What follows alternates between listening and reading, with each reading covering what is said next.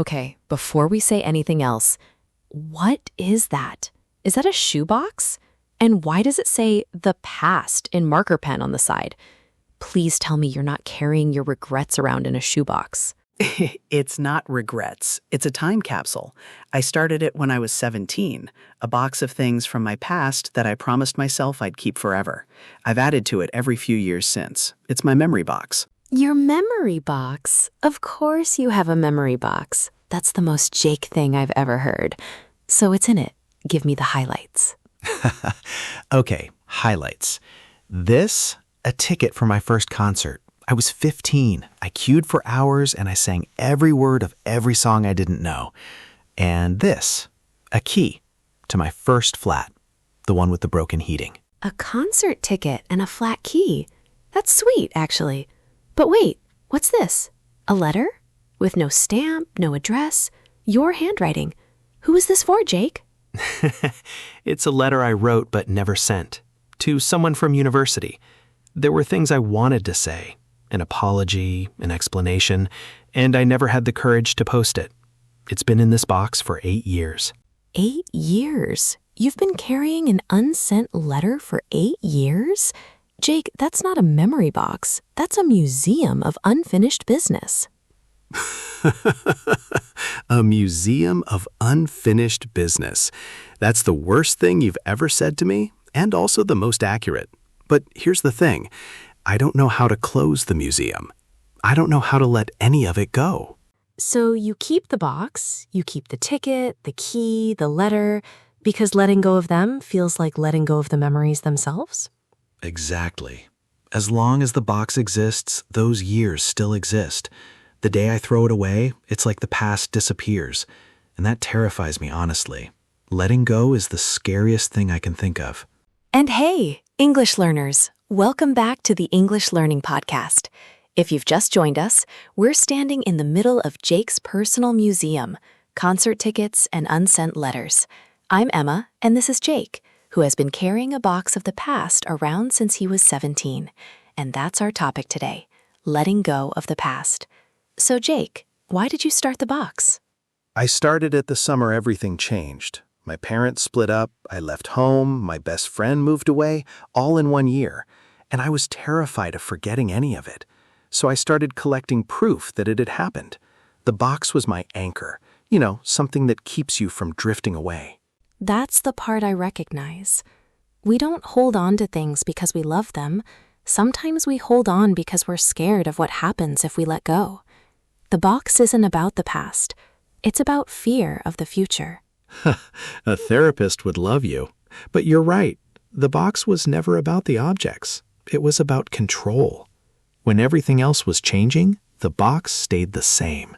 I could open it, and the past was still there, exactly as I left it. I have my own version of that, actually. Not a box, a phone. When I was 24, I lost a friendship.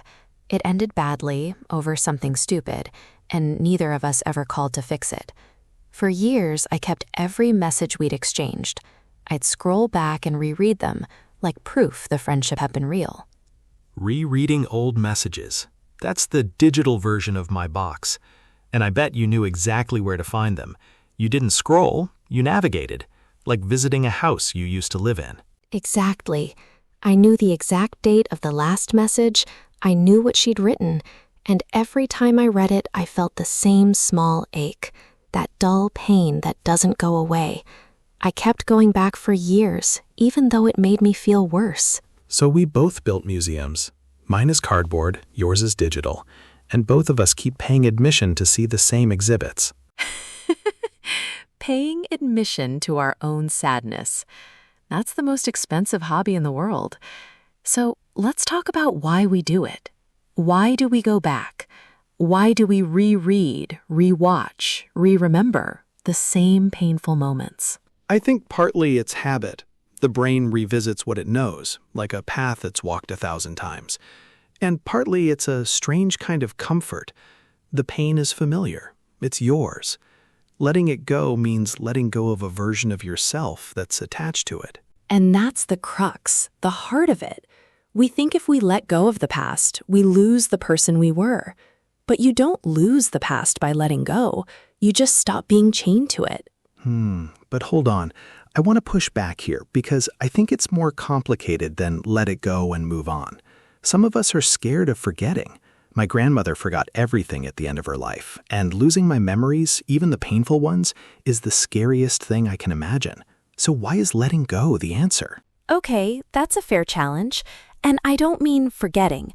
I'd never ask anyone to forget. Letting go isn't about erasing memories. It's about changing what they do to you. The memory stays, the grip loosens. The memory stays, the grip loosens. That's a beautiful way to put it. So letting go doesn't mean never think about it. It means stop letting it control today. The past becomes a place you visit, not a place you live. There's a saying, you can't start the next chapter of your life if you keep rereading the last one. You can't move forward while you're permanently looking back. Glance at the old pages, that's fine, but you have to turn them eventually. Keep rereading the last chapter? I've been rereading chapter 12 for 8 years, Emma. I know every word. I should have turned the page a long time ago. So what stops us turning the page? I think it's two things, regret and guilt. Regret is looking back at what you did and wishing you'd done it differently. Guilt is looking back and believing you're a bad person because of it. So my whole box is basically regret and guilt in physical form. The ticket is, I wish I'd been there more. The key is, I should have fixed things before I left. The letter is both at once. Every object is a sentence I've never finished saying. And that's the thing about unfinished sentences. They echo. You can't hear the present properly while the past is still talking. So how do you finish them? How do you actually let go? I think the first step is naming it, putting the thing into words. For the letter, that meant writing it. Not sending it, just writing it. Getting the words out of my head and onto paper where I could see them. It didn't fix anything, but it stopped the sentence from echoing. That's the brain dump, getting everything out of your head. And there's real power in it. When the thought is just in your head, it loops. When it's on paper, you can look at it. And sometimes, looking at it, you realize it's smaller than it felt. The thought in your head is a monster. The thought on paper is a paragraph. I wrote my letter 3 times before I realized what I actually wanted to say, which was, I'm sorry and I hope you're okay. 8 years of echoing, and the whole thing was one sentence. And then what? You still never sent it. So what does writing it do if you don't send it? Here's the strange part. Sending it stopped mattering. Once I'd said it to myself, honestly, the need to say it to her faded. I still have the letter, but it's not a shout anymore. It's just a page. So the release happened inside you, not in the sending. That's the thing people don't understand about closure. You can't wait for someone else to give it to you. You have to make it yourself. The apology you're waiting for may never come. You have to find another way to close the chapter. That's a hard truth, and I've got a story about that, actually. My father and I didn't speak for 3 years. Stupid argument, both of us too proud. And I waited for him to apologize. I waited so long, I forgot what we were even arguing about. I was just waiting for the apology. And what happened? Did he ever say sorry? No, he died, Emma. We were both still waiting. And I spent 2 years after that being angry at him for not apologizing, until I realized I was also angry at myself for not being the one to call. I could have called any day. I chose to wait instead. Oh, Jake, that's the whole episode in one story. And I'm sorry you carried that. Thank you. And here's the honest ending. It didn't stop hurting, but I stopped feeding it. I stopped replaying the argument, stopped rewriting it in my head, stopped hoping for a phone call that would never come. And slowly, very slowly, the anger ran out of fuel. The anger ran out of fuel. That's what letting go looks like in real life. Not a big dramatic release, just the anger slowly running out of fuel because you stopped feeding it. And that's the insight I keep coming back to. Holding on is active. It takes energy. You have to keep feeding the grudge, keep rereading the message, keep visiting the museum. Letting go is just stopping the visits.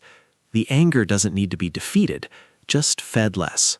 So let's get practical, because I think we owe our listeners some tools. Tool 1, write the letter you'll never send, the brain dump. Get it out of your head and onto paper. Then read it, then decide what to do with it. Tool 2, ask the closing question. Not, why did they do that? That loops forever. Ask, what did I learn and what do I carry forward? You turn the memory from a wound into a lesson. You can't control what happened, but you can control what it taught you. And tool 3, my favorite, the 2 envelopes. Write what you're grateful for about that time on one envelope and what you're ready to release on the other. Then keep the first and physically let go of the second. Burn it, tear it, throw it away. Your body needs to do something, not just your mind. The 2 envelopes, I love that. There's something about a physical action, your hand opening, your arm moving, that the brain respects more than a thought. Thoughts are slippery. Actions are real. But I also want to say something slightly uncomfortable, because the tools don't always work. Pretending they do is a lie. Some things don't have neat endings. Some apologies never come. Some doors never close properly. You just have to stop standing in front of them. Stop standing in front of them. That's the most honest version of this conversation. The tools help, but sometimes it's not about closing the door. It's about walking away from it. The door can stay open forever. You just don't have to live in the doorway. That's the realistic insight, isn't it? Letting go isn't a destination you arrive at. It's a practice you repeat. You let go, you drift back, you let go again. And each time, the gap between the letting goes gets a little longer, until one day, you realize you've stopped checking. You've stopped checking. That's exactly it. I used to check the messages once a week, then once a month. Then I realized I hadn't checked in a year. I hadn't let go in one moment. I'd let go in 1,000 small moments. I didn't notice. So maybe that's what the box should teach us. Not that the past disappears, but that it settles, like a stone at the bottom of a river. It's still there, but the water keeps moving over it, and one day you realize you can't see it anymore. The stone in the river. That's going on the poster. And you know what? I think that's the difference between nostalgia and being stuck. Nostalgia visits the stone. Looks at it fondly from the bank. Being stuck lives under it. Nostalgia visits, being stuck lives. I love that distinction. And honestly, nostalgia gets a bad reputation. It's not always a trap. Looking back can be beautiful, as long as you're looking, not living. And there's a word for the danger of nostalgia: rose-tinted glasses. It means remembering the past as better than it was through a warm, fuzzy filter. The old days weren't all golden, but the glasses make them look that way. Rose-tinted glasses. My version of that is remembering university as pure fun, forgetting the part where I was broke and cried in the library twice a week. The glasses edit out the tears. But here's the twist. Sometimes the glasses are okay. If remembering the good parts of the past gives you strength for today, that's not a lie. That's a choice. You're not forgetting the hard parts. You're choosing which memories you take with you. And that's the grounded truth we've been circling all episode. The past doesn't disappear, and it shouldn't. You carry it. The question is, how? As luggage you drag, or as a lesson you wear? Carrying the weight versus carrying the learning. Same past, different load. Carrying the weight or carrying the learning. That's the whole episode in a sentence. The box isn't the problem. The load is. And the load is something only you can change. Nobody else can pack it for you. Okay, I think we're ready to look at the words. You know what time it is. Time for Word Tour. For anyone new, this is where we slow down and take a proper look at the best words and phrases from today's conversation. And today's crop is all about the past. First word, let go of. It means to stop holding on to something, physically or emotionally. Example, I need to let go of that old grudge. And mine, she finally let go of the idea that her ex would come back. You can let go of a thing, a feeling or a story you've been telling yourself. Second word, hold on to. The opposite of letting go. To keep something tightly, often because you're afraid of losing it.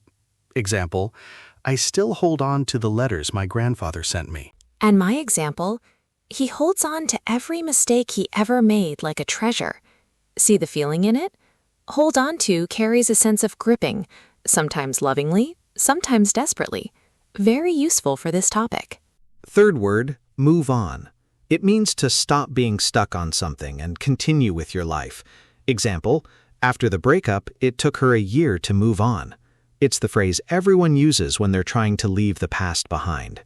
And the slightly impatient version we all hear, come on, you need to move on.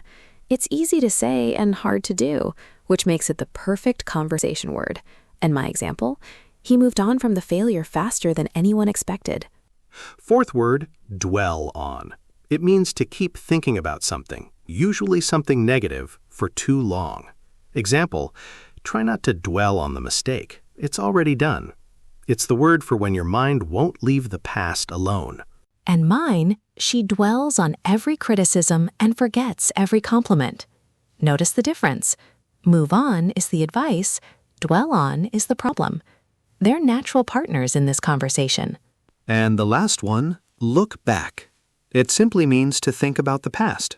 Example, sometimes I look back at my 20s and laugh. And the beautiful thing, look back can be positive, not just painful. And mine, when I look back now, I'm proud of how far I've come. 5 words, let go of, hold on to, move on, dwell on, look back. Now my favorite part, say it better. For anyone new, we take a basic sentence, admit it's perfectly fine, and then upgrade it into the kind of English native speakers actually use. Sentence 1, the basic version. I still think about my old job too much. And honestly, nothing wrong with this sentence. It's clear, it's correct, and everyone will understand you. But say it better. I still dwell on my old job. See the upgrade? Dwell on, from our word tour, packs the whole idea of think about too much, for too long, unhealthily, into 2 words. It tells the listener exactly how you feel without the explanation. And it sounds like a confession, not a complaint. Next, basic. I can't forget what happened. Totally fine. But say it better, I can't let it go. Let it go, word tour word, is the natural emotional way to say it. Can't forget is about memory. Can't let it go is about feelings. It's the phrase everyone understands. Next, basic. I still keep all my old things from school. Nothing wrong with it, but say it better. I still hold on to everything from school. Hold on to, word tour word, adds the sense of gripping, of not being able to release. It's more vivid than keep, and it hints at the emotional attachment. Native speakers will hear it and know exactly what you mean. Next, basic. I don't want to think about the past anymore. Clear and correct, but say it better. I need to move on. Move on, our third word, is the perfect natural phrase for this. It's shorter, stronger, and carries the whole idea of continuing forward. Don't want to think about the past is a wish. I need to move on is a decision. And the last one, basic. Sometimes I remember the good old days. Perfectly good, but say it better. Sometimes I look back and smile. Look back. Our fifth word keeps it warm and positive. And smile turns it into a moment, not a memory. Simple and human. Okay, and now the box. Bring it here, Jake.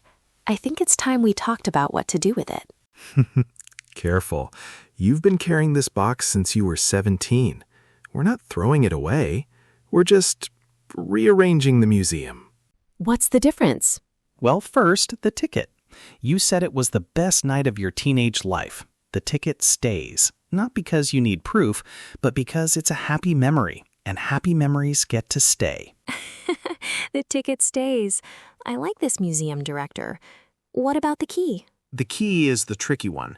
It's not about the flat. It's about the first time you lived alone, the first time you were responsible for yourself. You don't need the key for that. The lesson is in you, not in the metal. So the key goes in the release pile. And the letter? The letter is the hardest because it's unfinished business. But here's my proposal. You've already written it, which means you've already said it to yourself. So you get to choose what it becomes. You can keep it as a memory of honesty, or you can let it go, knowing you no longer need to send it. You're giving me homework. I came here with a box, and I'm leaving with decisions. That's the whole episode, Emma. Letting go isn't a feeling, it's a decision. Made one object at a time, one memory at a time. And that's the phrase I'm taking with me today. Carry the learning, not the weight. I've been carrying the weight for 8 years. But the learning, what that friendship taught me, what my father taught me, that I can carry forever. And it doesn't hurt. And the phrase I'm taking? The stone in the river. The past doesn't disappear. It settles. The water keeps moving. And one day, you realize you can't see it anymore. That's not forgetting. That's living. And for everyone listening who's got their own box, you don't have to forget. You just have to stop feeding the anger and start carrying the lesson. And if this episode felt useful, or if you laughed at my museum makeover, consider subscribing to the podcast. It's free. It keeps these conversations alive. And honestly, your comments are the part of our week we look forward to most. We really do read them. So tell us, what's in your box? What are you ready to release? And what lesson are you choosing to carry? We'd love to hear it. And one small challenge before we go. This week, pick one thing you're holding on to. One message, one grudge, one old story. And ask the closing question. Not why did this happen, but what did I learn? And what do I carry forward? That one question can change a whole year. And with that, take care, keep learning, keep speaking. And remember, the past is a teacher, not a landlord. It doesn't get to charge you rent. The past is a teacher, not a landlord. That's going on the box. And that's the last line of the episode, because nothing can follow it. Bye, everyone. Keep the ticket, release the key, and write the letter you'll never send. It's the bravest English you'll ever write. Bye, everyone. And remember, you don't have to burn the past. You just have to stop living in it. See you next time, everyone. And if you're still standing in a doorway tonight, take one step forward. It's allowed. Take care.